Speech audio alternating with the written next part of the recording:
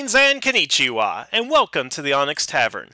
I'm your host, Rick the Barkeep, bringing you episode 219 here at the Tavern, where tonight, in 2019, we will be discussing the 25th anniversary Power Rangers episode, Dimensions in Danger. Because why not? I mean, it's about time, right? When I last left you folks, we were talking about my thoughts on the upcoming episode, and now, 4 or 5 months later, I actually have the chance to discuss the episode with you. Once again, I apologize for my lengthy hiatus. As many of you know, this is not my job. This is a hobby, and until it becomes my job, the tavern has to go on the back burner in comparison to real life, and real life has been busy these last few months, but I'm going to have the opportunity to calm it down for a little bit, talk to you guys, go ahead and get some episodes out there, and hey, Happy New Year, happy 2019. 2019, we're obviously going to have a lot to talk about in regards to both Power Rangers and Sentai. Sentai, we have a brand new show coming out, which is going to be Dinosaurs yet again. So look forward to that episode on my first thoughts. We have Hasbro taking over Power Rangers. That's going to be interesting once that series premieres in a couple of months. And then, of course, we still have things to talk about from, 2018, of course. I will be getting to my thoughts on Pato Ranger and Lupin Ranger, as I am sure you all are anticipating my critique of that particular series. Nevertheless, before we do that, we have to go ahead and get some cleanup from 2018, and I think the only thing left from this particular year, or that particular year, that I really want to go ahead and talk about with you guys is indeed the 25th anniversary episode. Now, again, when I last left you guys, I was talking about the anticipation of it, questions, comments, concerns that I had with it. Now that the episode has aired, I wanted to not talk about when it first came out. I didn't want to have an immediate reaction, typically because those are emotional. And as you guys know me, I can get quite emotional about a number of things within Power Rangers. So I did want to take the opportunity to just kind of calm down, watch the episode multiple times, write notes, see what other people's reactions were, see if they kind of picked up on the same things here, and give you guys my thorough critique of the episode. Now, unfortunately, it's not going to be like a true review, like an SF Debris or Linkara kind of thing, but I'm going to give you guys, my own brand of discussion and review, and heck, that's the reason you guys come here, right? Right? In any case, I wanted time to settle, I wanted to write some notes on it, and let me start off by saying this. I like the episode. I do. As far as anniversary episodes go, it is certainly not Forever Red, but at the same time, it's not Once a Ranger either.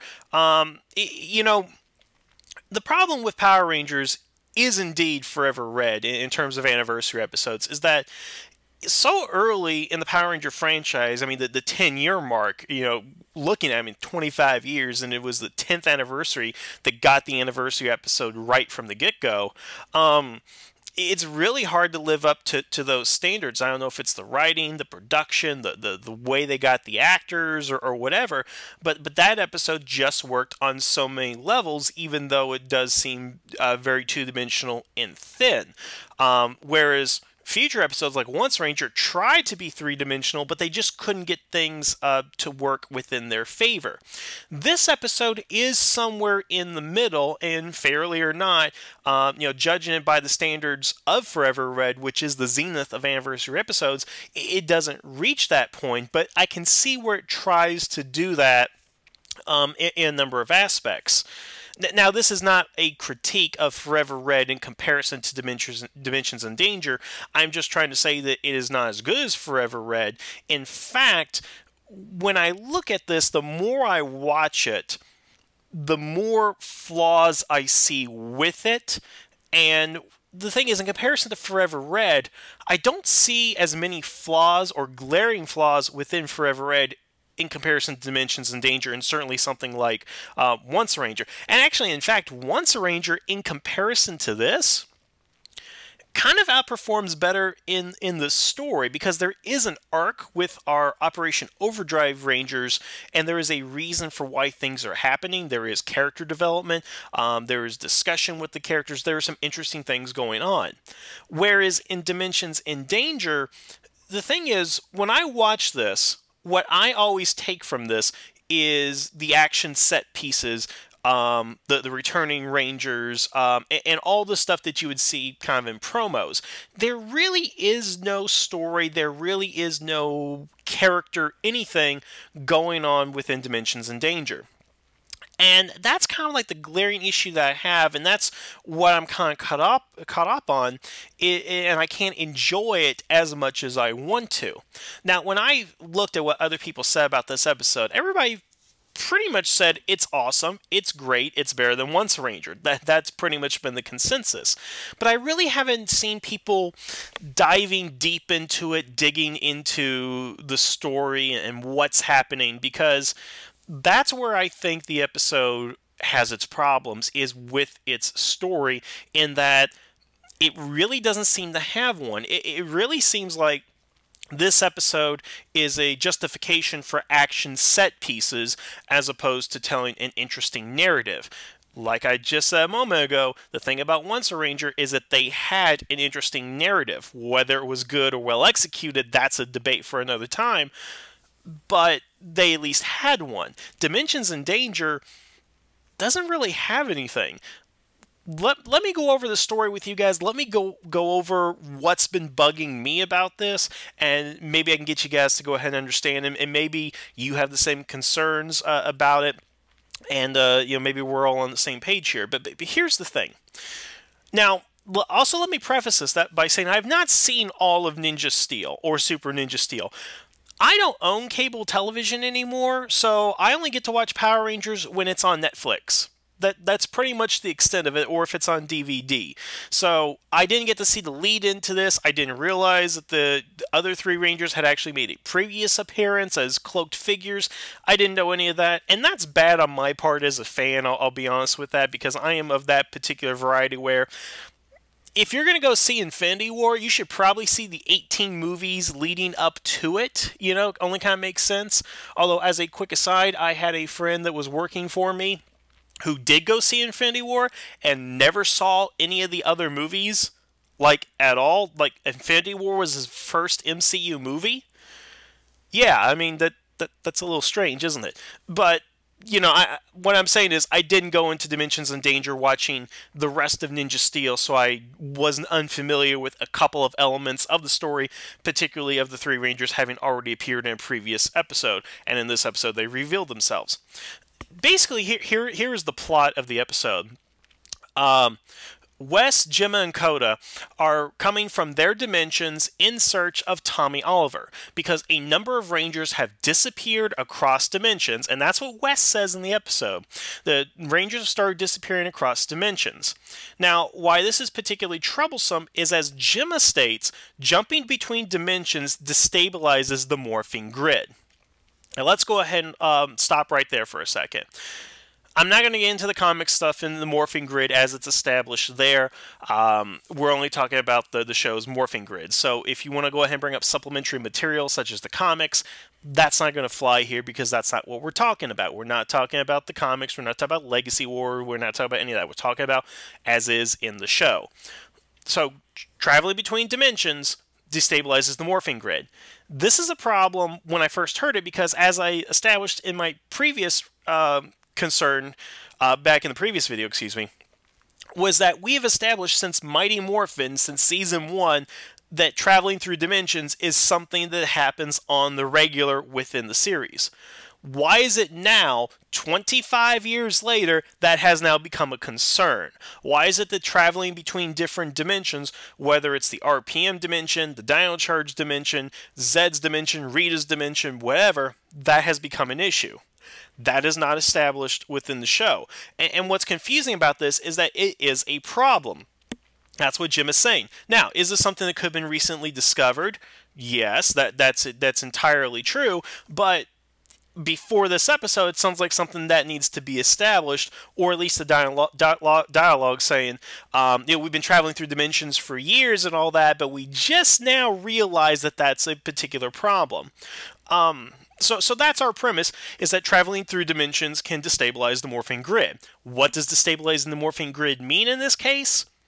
Who knows? It's not actually established. So you got that one line of dialogue that's destabilizing it, but what effect that makes, we don't know. Again, the morphing grid in the show is really just connection to the Ranger powers. We saw Thrax destroy it or disable it, cut off Ranger's contact back in once a Ranger, and just mean they couldn't turn into Power Rangers. So what's the threat here at this point is that if Gemma travels between Koda's dimension too many times, the Rangers can't morph in those dimensions or multiple dimensions. Again, it's not particularly explained, but I don't want to dwell on this one particular point because there's a lot more to get into here. Now, Wes states that there are several Rangers missing from multiple dimensions. Let's back up right there. So, as of this episode, the 3 dimensions, and I'm quotating that right here, that we're talking about is the Prime Dimension, which is all the Power Ranger shows, minus RPM, which has its own dimension, and Dino Charge, which has its own dimension. So let's make that clear here. According to this episode, there are 3 dimensions that we are concerned with: the Prime, RPM, and Dino Charge. The 95 movie, the 17 movie, that's not being considered right here. Comics, video games, supplementary, heck, not even Super Sentai is being considered in this equation. It's just these 3 dimensions. And Wes says that we have Rangers missing from these dimensions, which I would assume is what's destabilizing the grid, but again, there's no evidence of that, and that Rangers disappearing from multiple dimensions because of destabilization, that's how they would track it. They would say, oh, the grid's destabilizing because we have travel from multiple dimensions going on. But that's not what's happening here. As we will see later in the episode, the Rangers that are taken are all from the Prime universe. Antonio, Tommy, who's taken at the beginning of the episode, Catherine, Trent, TJ, Rocky, and Gia. All those Rangers are from the Prime dimension. So the premise is that Rangers are taken from other dimensions, but they're not. They're only being taken from one dimension. Now, why would this cause the Rangers to get involved? Why would they suspect something happening? Now, I imagine that if they were taking, say if they were taking Billy from the 2017 movie, or if they were taking Kimberly from the 1995 movie, or if they were taking Jim and Gemma from the RPM universe, or if they took a couple of Down Charge Rangers, or heck, if they wanted to do it, they could have taken Rangers from the comic universe and put them in there. No, that's not what's happening. They're taking all from the Prime universe, which means they are not transversing through dimensions. Our villain, who we'll get to, Dravon, has come to the Prime universe, kidnapped Tommy in the Prime universe, and sent him to various Rangers in the Prime universe to bring them to his dimension, okay, which is the Antiverse. Now, maybe it is traveling between those 2 dimensions, but that's not explicitly stated within this particular episode. It's saying taking Rangers from multiple dimensions, meaning that their origin point is from either these 3 or multiple, not one particular source. And if Draven knows that this is going to be happening, why would he risk taking them at multiple times and not take them all at once for his master plan? Which we'll get into the master plan here in a second. So already, when the 3 Rangers from the multiple dimensions meet with our Ninja Steel Rangers, and I'm not exactly sure why they're meeting with the Ninja Steel Rangers, maybe it's explained in the lead up to this, because the Ninja Steel Rangers just happen to be the current Ranger team, and I'm not sure why they went to them, so whatever. Our established plot is Rangers are missing from multiple dimensions, which is not the case, and there's only one person who can help us, Tommy. Why is it that Tommy is the only person that can go ahead and help you? Why is he the person that you need to go ahead and track? Wes already establishes that he has a device from Time Force that allows him to travel through dimensions here. Now let's think about this for a second. That same device is in possession of Gemma and Coda, which allows them to travel through dimensions. And I imagine what happened is Wes and or Time Force traveled to their dimensions, talked to them, and gave them the devices. So we'll go with that.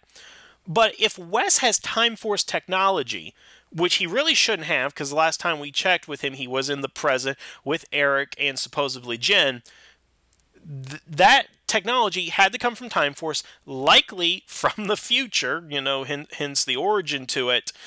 And if you have access to time travel, wouldn't they be able to tell you what happened? Wouldn't there be some sort of history record of what's happening? Unless there's some sort of discontinuity in which, again, time travel, I've gone cross-eyed now, that kind of thing. That's like, you have the access to time travel and an organization that monitors this type of issue, but your best bet is to go to the guy who has 5 different Power Rangers. That's your go-to guy right there. Anytime there's a problem, go see Tommy. I would think that it's been well established at this point in the Power Rangers universe that Tommy is not necessarily the end-all, be-all, that there are other resources and people that they could have traveled to resolve this particular problem. Just off the top of my head, they could have gone to the Dino Charge universe because, they're not being threatened with any type of cataclysmic world-altering event or anything. And they go, I don't understand why it's Tommy that they're going to. There's no reason in the episode for them to want to go to Tommy other than he is, quote-unquote, the greatest Ranger of all time, which is something that's been beaten into our heads by Jason Frank and really the fans for the last 2 decades at this particular point. Now, it turns out that Tommy is the problem here, and they only find out about what's really going on because they are going to see Tommy, and Draven decides to have his expositional dialogue in Tommy's front yard. But let's go to Draven and see what his master plan is. So, Draven comes from another universe called the Antiverse, of which he is the ruler. That's going to be important here in a minute. He's a previously established villain to where multiple Rangers recognize his name. Wes, Gemma, and Coda all recognize who Draven is by name and appearance. TJ even mentions later that that's a name he didn't want to go ahead and hear again.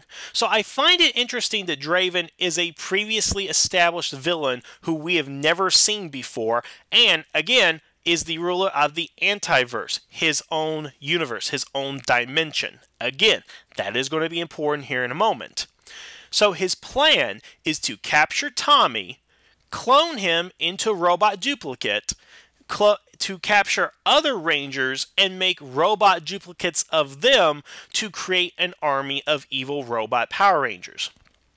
Now, I've said this a number of times. I think one of the things that we should get in a future Power Ranger series that's based on established canon is the idea of, like, Ranger foot soldiers. Like I said multiple times, the data cards that the Psycho Rangers were in, when you're converted into data, it's pretty easy to copy and duplicate that data. So I've always advocated for a series where the foot soldiers were just like copy and pasted versions of the Psycho Rangers. Nowhere near as powerful as the originals, but still a deadly force as foot soldiers. But Draven's on the right track with that. But his plan is to have this army of Rangers so that he can break down the dimensional barriers and conquer all the Ranger dimensions. And he says that, Ranger dimensions, not conquer all of reality or all the known universe or anything like that. It's the Ranger dimensions. Now, here's the kicker to it. This is where it becomes interesting. He is teamed up with Madame Odious, who, again, I have not watched all of Ninja Steel, so I'm not exactly sure what her deal is, but she supplied him with the robot technology. And in exchange, should his plan actually succeed, and he conquers all the dimensions, then she gets to rule Earth. Let me repeat that to you again. She has given him robot technology to conquer the dimensions, as well as give him the mega arrows, which we'll talk about. But all she wants in return is Earth itself. That That's kind of like saying, yeah, I'm going to go ahead and help your army invade, South America, and all I want in return is a grain of sand from the beach.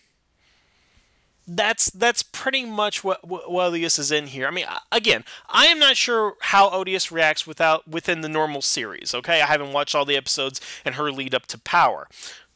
But is she this narrow-minded? Is she this small-minded that that's all she wants? She wants one single planet in all of reality, and all the myriad methods of existence in the cosmos.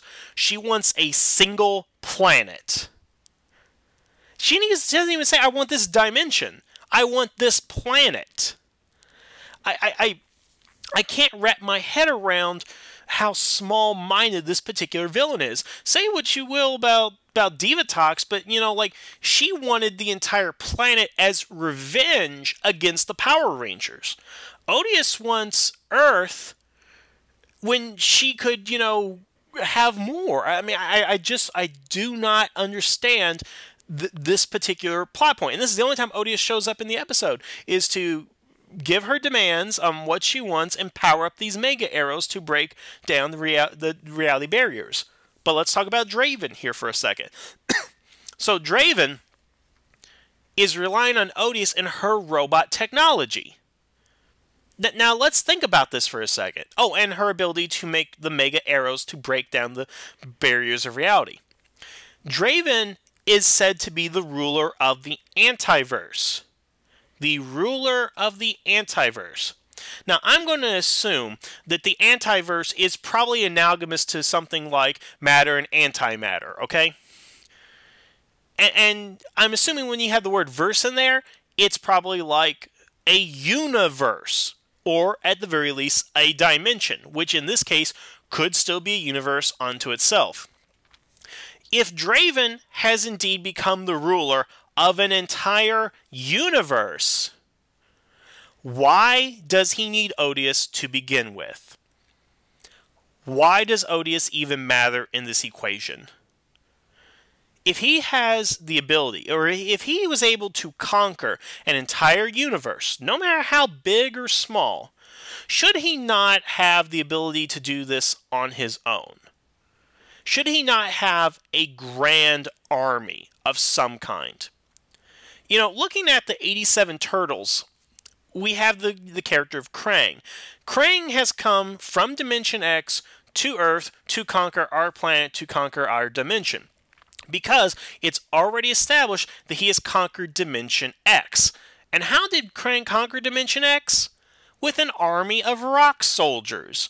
And one of the biggest issues people have looking back on the series is, why doesn't he just bring his army of rock soldiers into Earth to go ahead and conquer it? Now, the show doesn't do a very good doesn't explain that very well, but they do kind of attempt it in the first season. And we have something similar here. We have a character who can freely travel across dimensions, has conquered one on his own, and yet is trying to recruit Odious to help him with robots. Can he not bring robots or his own soldiers? I mean, how did he conquer the Antiverse in the first place in order to even, like when we actually go to his universe, it's stock footage from the Ninja movie, and it looks like feudal Japan. Even if we were to assume that his universe is set in the Edo period of Japan, maybe it's stuck in time or something like that, he has the ability to travel across dimensions. That, to me, suggests that he has a significant level of technology, possibly the technology that allowed him to conquer that universe in the first place. So why does he need Odious? The episode does not address this, and what's even funnier is that Sarah asks, once he's disappeared, he's explained his plan, he asks, how will he take over once he does? In reference to, once he breaks down the barriers between dimensions, how's he going to go ahead and take over? Which is immediately dismissed. The episode raises a very good point that contradicts established information in the episode already, and it's just like, don't worry about it. Nope, we don't even need to go ahead and talk about it. Because apparently the Rangers have no contingency plan. Well, what if he wins? How are we going to stop him from conquering our dimension? Well, how did he do that in the first place? Because it seems to me that Draven is not a threat at all as presented in the episode, based on what we see. He's from a dimension that's technology seems very limited, and a dimension seems to have no people in it whatsoever except himself. He has to rely on others for technology and has no standing army of his own to where he needed to create a ranger army of his own. So the question becomes, why did you say he was the ruler of the Antiverse and that Madame Odious is not as powerful as him because obviously she's relying on him to conquer these dimensions? And yet you make him... I mean, it's blowing my mind here because this is kind of that script writing 101. Now, let me be clear. I am not blasting any of the writers here. This sounds like... I mean, this episode did have multiple writers. It is a 25th anniversary, and I can imagine there are a couple of, hands in the pot here trying to get some stuff done. But when you go over this stuff, did nobody stop to say this dialogue doesn't match up with what we previously established or what we show happening later in the episode? It just does not make any sense on what's happening here. And I just don't get it. And what's confusing about this is that I understand they're using ninja footage from the movie, but a lot of this episode is brand new footage. I mean, I would say maybe a sixth of the episode is ninja footage, and it's really just the raid on the castle footage that we have. That's the only reason we're even at a samurai castle, is because we're using ninja footage. But the rest of it, I mean, the battle with the Ranger robots, the Tommy one-on-one battle, everything else, that's all original American footage. There is no Sentai counterpart to this. So the question is, why do we even use Dravon in the first place? The script makes it sound like Dravon is a greater threat and a previously established enemy. So my question is, why wasn't this a character like... oh, I don't know, Lord Zed, a resurrected Dark Khanda, resurrected Dark Spectre, heck, resurrected Master Vile, or maybe a character who was not previously destroyed as we thought, like Prince Gaskin or Jirina. Why wasn't this a returning villain to the series? Why invent this new character who supposedly has tangled with the Rangers before, but is nobody that we know, and is not as powerful or as threatening as the script is suggesting to us? I mean, again, would it be so hard to make this a resurrected character like I don't know, a Goldar or something like that, or just some character from the past that could be dangerous here? Heck, one of the bigger criticisms I've heard about this is that Draven is really just a weak TV counterpart of Drakan from the comics.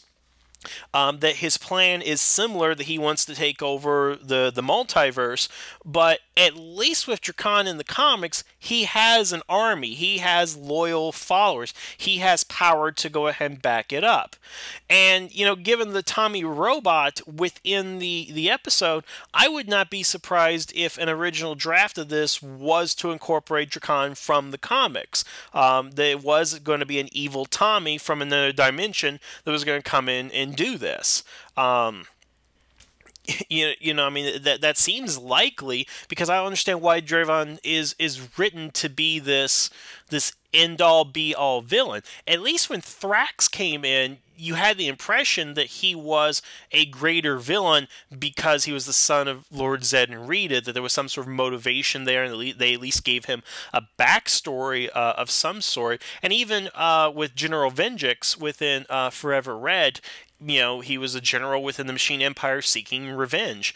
I mean, what is Draven's endgame? What's his motivation here? He just appears in the episode. I mean, he's no better than a monster of the day. Draven should be one of the greatest villains within Power Rangers, but he's not, and I can't wrap my head around that for any discernible reason. It just doesn't make any sense. You have the 25th anniversary episode, and you write it in such a way to where you make the villain both threatening but completely ineffectual as a threat within the show. I just do not get it. And I know I've been talking about Draven and his plan and the morphing grid, but again, this is information that's established within the first 5 minutes of the episode, but then it takes a back seat to the action of the rest of the episode. The destabilizing morphing grid is not an issue. The fact that Draven is a previous villain is not an issue. Odious' involvement in this is not an issue. His ability to take over other dimensions is not even established here. What makes him this great threat, other than he has a Tommy robot, which again, Odious could have done that. If Odious knew anything about the history of Power Rangers, she should watch Lankara's show, she could have made a Tommy robot and pulled off the same plan. Which, and, you know, to the credit of the episode, yeah, that makes sense. Making an evil robot Tommy, other Rangers would trust him, and the majority of the Rangers, actually pretty much every Ranger in this episode, Tommy has met at some point, with the exception of Antonio, I would say. And so, yeah, it kind of makes sense that they will all go ahead and trust him and lead him into a trap. That kind of makes sense. Oh, and I do want to point this out, because when I saw this, like everybody was basically saying, you know, everybody thinks my Super Mega Force theory is complete BS, and maybe it is and all that, but you know what? I think this episode actually could suggest that my theory is true, because we see Gia hooked up to a machine and she's unconscious as they're making the Mega Force clones of her for the robots. And then, of course, she wakes up and goes and does whatever. Because we don't see what the other Mega Force Rangers are doing, and there's no reference to Super Mega Force here or anything, it seems likely to me, and again, this is me just making up, projecting my own theory onto this, that while Gia is strapped up to this device that's making clones of her, that Megaforce and Super Megaforce is basically just a dream she is having while in this machine, and that the Megaforce Rangers, they exist at some other point in this universe. But their adventures are completely different than what Gia has experienced. Like, what we think of as Megaforce, Super Megaforce is in her head. The real stuff that happened is probably a lot better than what's in her head, which would totally make up for all the inconsistencies in the series. But I digress. That's a silly fan theory, I suppose, that I have, but I just love how this episode does not contradict my own fan theory, so I'm going to hold to it. The Megaforce and Super Megaforce was totally a simulation, although my details are a little bit tweaked, so that there you go. I think the only other thing that I want to go ahead and talk about in regards to kind of what happens in this episode, and something that's a point of contention with some people, and mainly myself, is the Master Morpher. Alright, let's talk about the Master Morpher for a second. Now, I tried to go ahead and find the original quote, but unfortunately I was not able to. But somebody had made the criticism of the episode that Tommy obtains the Master Morpher off-screen, a critical plot point that he's able... I mean, first of all, let's explain the Master Morpher. Master Morpher is a Mighty Morphin Morpher that's been modified to allow Tommy to turn into the Green Ranger, the White Ranger with Tiger Zord power, the White Ranger with Falcon Zord power, the Red the Red Zeo Ranger, and the Black Dino Thunder Ranger. Okay? And he's able to morph into all of those throughout the episode, even to the point where he summons the Falcon Zord with the White Ranger powers to save the day against Draven. Which, by the way, you know what? Rocky in this episode doesn't make a lot of sense, but the suggestion in this episode, based on his poses, based on the fact that Tommy can summon the Falcon Zord, is that Rocky is in possession of the Red Ape Ninja Coin as opposed to Tyrannosaurus Dino Coin, which makes sense for why he would be the Red Mighty Morphin Ranger as opposed to the Blue Zeo Ranger, which I think he more comfortably fits in. I mean, that's still not addressed in the episode, but it makes sense now that the Rangers at some point went back to Ninjor's temple, got a hold of Ninjor, and he crafted them ninja coins, and now they're able to access ninja powers. So that makes sense. But Tommy has this morphing line, turn those 5 Rangers, and presumably he can turn into the Red Turbo Ranger, but that's not established, and that's not particularly important to the plot here. But somebody had criticized that it had been off-screen in some major plot point, of which I agree. And somebody connected with Power Rangers, and I don't remember who, because again, I couldn't find the original quote. Pretty much blasted this person by saying, there are a lot of things that happen off-screen, and just because they happen off-screen, doesn't make it less invalid or just doesn't make it not happen. I forget exactly what he said, but he was basically saying that things happen off screen. You don't need to show every damn thing on screen to see what's happening. And I don't particularly agree with that assessment. And let me just kind of give you a brief example of kind of what I mean here, because Tommy pulling out the Master Morpher is akin to Captain America seeing Thor in Infinity War again without us seeing what Thor had been through. And again, just bear with me in this diversion just real quick here. Keep in mind that in the MCU, and for spoilers for Infinity War and anybody who hasn't caught anything up to this point, but the last time Captain America and Thor had seen each other was in Age of Ultron, which, according to the MCU timeline, was about 2 years prior. Now, in that time, Captain America had not seen Thor. He's like, I'm going to go look for the Infinity Stones. And the next time Captain America sees him, he's cut his hair, he has a new weapon, and he has a tree and a raccoon with him. Okay? And Steve's just kind of like, what the hell just happened here? You got a tree and a raccoon with you? You mind telling me what happened? But we as an audience know exactly what happened, because we saw Ragnarok, we saw the beginning of the movie, we saw all that stuff. But imagine that you saw Thor in Age of Ultron, okay? And Ragnarok didn't exist. And we didn't see the beginning of the movie. We just had Bruce come in and tell us that Thor is gone and Thanos is coming with the Space Stone, which we had not seen since Avengers, at that particular point. And then Captain America sees Thor for the first time with Groot and Rocket, but we as the audience didn't see any of that. All that was excised from it. Anything involving Thor was gone. We didn't even know what's happening. And suddenly Thor is there with Rocket and Groot. And the audience is like, well, wait a second. What happened off screen? He just showed up for no reason? Wait, what? And then somebody from the production of Infinity War said, well, things happen off screen. Just deal with it. I don't think that would have gone down with a lot of people, given how significant that was to Infinity War, how he went through a lot of character stuff. And I feel the Master Morpher, while probably not on that same level, of course, as Thor and his journey through his movie and the beginning of his arc through Infinity War, I think the Master Morpher is something that you need to establish before introducing it into the episode. Because quite frankly, the Master Morpher is a cheat. It really is. It's a narrative cheat, because I honestly feel that within Power Rangers, each particular Ranger is associated with a costume and a power.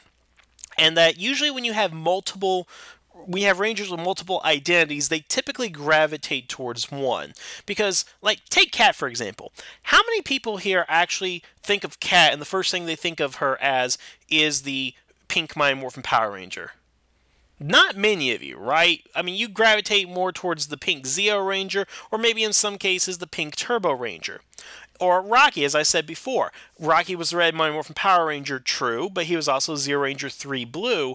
And I honestly feel that Rocky came more into his own as the blue Zeo Ranger than the red Mighty Morphin Power Ranger, because, again, we think of Jason.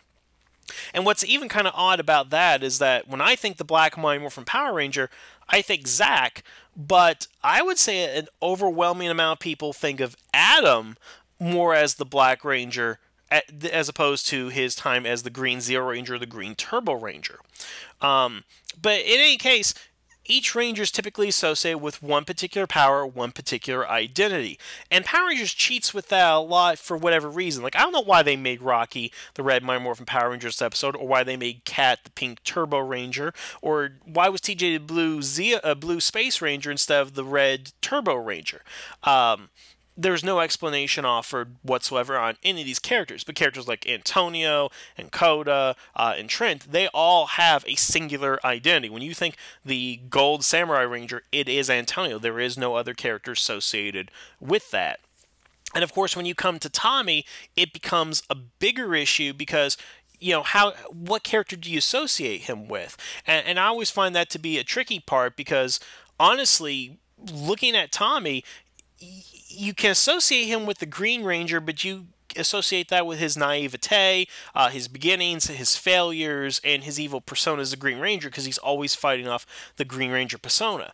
You look at him as the White Ranger in going into the role of leadership and then finalizing into the Red Zero Ranger into a level of maturity, and then of course as the Black Dino Thunder Ranger, you look at him as a mentor figure. You really each step along the way, each Ranger identity is a different level of evolution for Tommy, whether it is his beginnings as the Green Ranger or his endings in a sense as the Black Dino Thunder Ranger.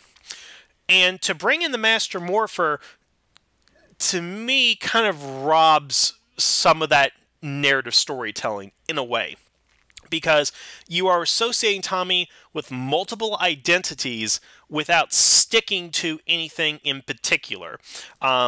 You're also not doing the legwork to explain. Again, my theory going into this is that maybe Tommy in this episode, since we see multiple Tommies or multiple identities, is that hey, maybe the Green Mighty Morphin Ranger is Tom Oliver from when he was dumped back in the 1700s.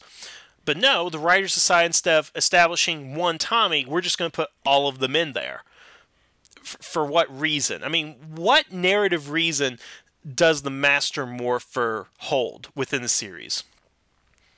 I mean, really.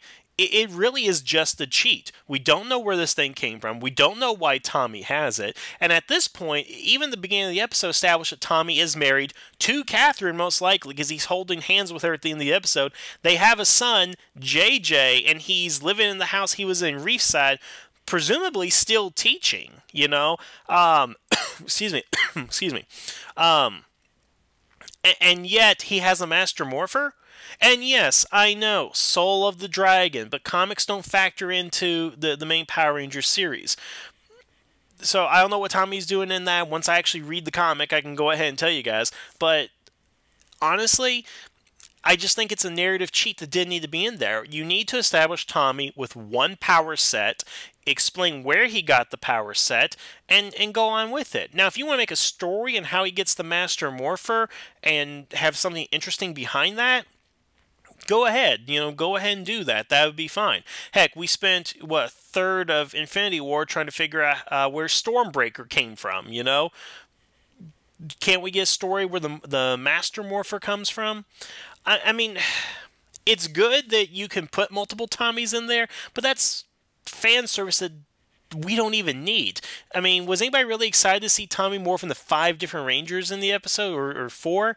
No, we just want him to have one identity and go with it. I don't get it. That's kind of the main thing. I don't know why it was introduced in the first place, and I really wish I could find that quote. And if you guys can find it, I'd like to know who said it, because I do think that that's something that needs to be established. Something that's significant, something that important, does not need to be introduced off screen and then have somebody from the creative staff just say, it doesn't matter. Again, that's my interpretation as I remember it. If it's important, then you need to establish it at some previous point. I mean, I can get the Time Force makes these devices travel between dimensions because, okay, that makes sense. They time travel, they gotta monitor this stuff. I'm sure they can find a way to travel between dimensions. Heck, Billy was able to do it in Season 1 of Power Rangers. So I get it. That's not a particular big deal to me because it's just a means of a way of traveling between dimensions.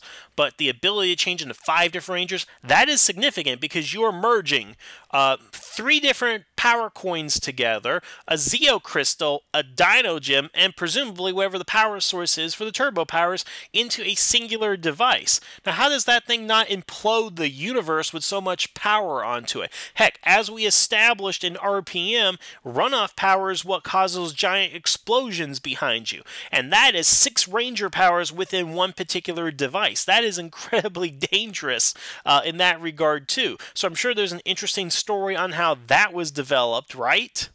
Right? And again, guys, I don't think what I'm doing is nitpicking. I honestly don't. I think that if you give the bare amount of critique and review, and you actually listen to what the dialogue is saying, then you would have these questions too. I just don't understand. I mean, I would really like to know how Saban Brands went about this particular episode. Again, I know who the writers are, we know the producers, we know who the director is and all that, but I really would like to know the process. I want to see, like, 5 days to air South Park kind of thing of them talking this out, because I just want to know what went into this, because even with the Legendary War, you kind of got an idea what was going on there, but I really want to know what was going on in the writing room for this particular episode to get these lines of dialogue that just don't gel, that just don't go along with each other, and how we got to this particular point. Again, it's not forever read, but it is better than Once a Ranger. I just wish it had character development of some kind. I wish there was a good reason for the Ninja Steel Rangers to actually be involved in this plot, other than it's their show, to be quite honest, because that's not fully justified either. And I really wish there was more interaction between the characters. Again, the episode seems to establish, for me at least, that Season to Remember is indeed canon. The cat does marry Tommy, that evident by them holding hands, that they have a son named JJ, that's also evident in the episode, but they have no dialogue together within the episode. We don't see Rocky and Gia, we don't see TJ and Trent, we don't see Coda and Antonio, we don't see these characters really interacting and talking with each other like they should. I mean, I'm guessing there's got to be a Power Ranger private Facebook account where all the Rangers get together and they talk to each other. This is probably how they really knew everybody was missing at the beginning of the episode, because nobody was answering their updated status within a week or something. But I don't know. This seems like something that needed to be a two-parter at minimum, maybe a multi-arc storyline, something that could have been fleshed out a little bit more, because it's just a shame to see all these characters get together on screen and not do anything. That's the thing that really kind of bugs me. And I'm just hoping once we get to the 30th anniversary, the 35th, 40th, whatever, that we can start learning from the mistakes of the past. That I think when we get to the 30th anniversary, whatever that's going to go ahead and be, who knows what series is going to be adapted into that, whether Hasbro's still going to have the license or whatever, but I think moving forward for the Power Ranger series, we certainly need to go ahead and work on our writing, because Power Rangers can't be about spectacle all the time. It needs to be about character, and it needs to make logic even within its own universe.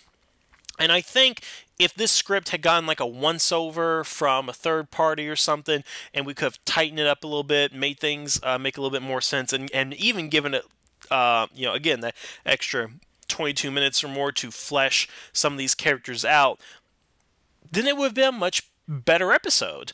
But as stands, it to me feels average, to be honest. Really neither good nor bad, save for the plot holes.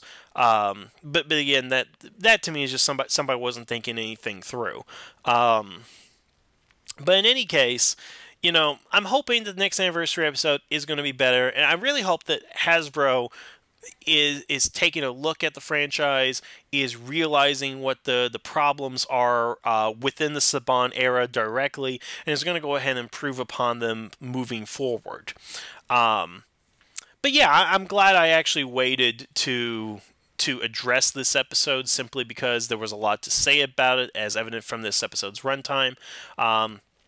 And of course, the fact that I'm not as emotional as I would have been at the beginning. I've probably been yelling a little bit more, and I know it seems like I'm yelling right now, but it's just like I'm trying to make everybody understand that there was a lot of thinking through on a couple of these things, and I wish that's something that would be changed moving forward within the franchise.